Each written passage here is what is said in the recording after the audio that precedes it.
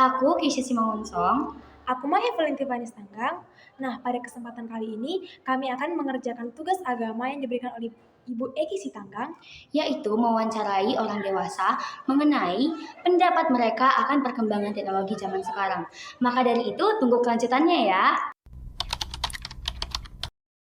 Nah, kali ini aku akan bertanya ke Mama, gimana pandangan Mama sebagai orang Kristen dalam menghadapi era zaman teknologi sekarang? Menurut Mama, sekarang ini untuk menggunakan media sosial banyak sekarang yang kita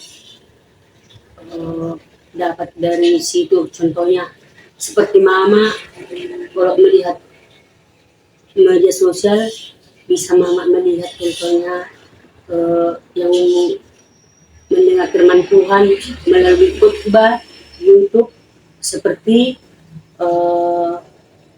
khotbah pendeta mengatur manurung lah sebagai contoh bagi Mama itu yang menggunakan media sosial. Sisi negatifnya banyak sekarang ini orang tidak tahu untuk menggunakan media sosial karena sibuk dengan melihat apa yang sudah zaman canggih di internet tersebut. Jadi bagi orang Kristen seperti kita orang Kristen, ya kita menggunakan media sosial itu yang baiknya saja lah, tapi bisa juga kita untuk memperluas wawasan kita. Jadi bagi contohnya untuk yang kita seperti yang dalam keluarga, dalam contohnya kita berbicara, dalam berdiskusi, mau kadang sibuk dengan HP-nya masing-masing.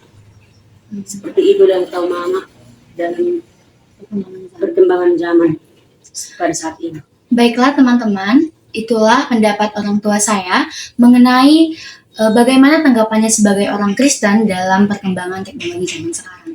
Selanjutnya kita lanjutkan kepada Maevelyn Sitanggang.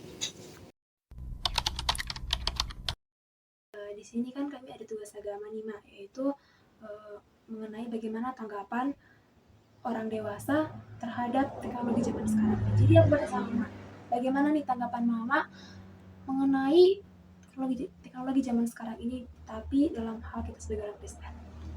Anggapan Mama di zaman digital sekarang ini sangat bagus kalau kita ambil dari sisi positifnya.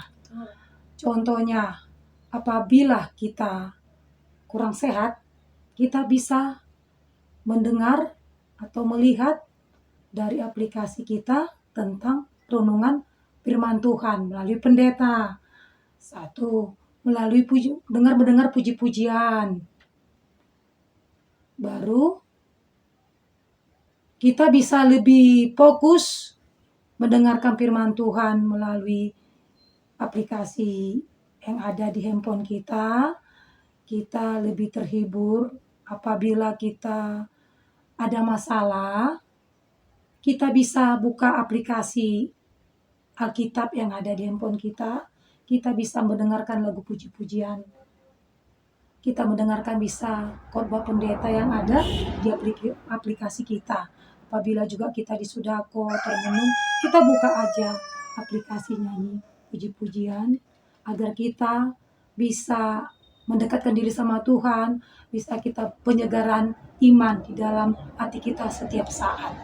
Kalau dari segi positifnya, kalau dari segi negatifnya banyak. Kita ambil yang terbaik, mana yang menurut kita baik di aplikasi handphone kita, itu yang kita buka. Jangan kita buka yang bukan pelajaran dari situ. Jadi menurut Mama sangat-sangat bagus kalau kita buka aplikasinya yang menurut kita selaku orang Kristen, buka firman Tuhan, lagu-lagu pujian, buka khotbah pendeta, semua ada di aplikasi handphone kita. Terima kasih. Terima kasih ya, Ma, atas tanggapan Mama mengenai bagaimana tanggapan orang Kristen terhadap perkembangan teknologi. Jadi teman-teman, semoga kita bisa mengambil, kita petik apa ya namanya, Tapi tidak pak positifnya saja teman-teman. Jangan menggunakan teknologi itu untuk yang tidak baik teman-teman. Sampai jumpa, dadah.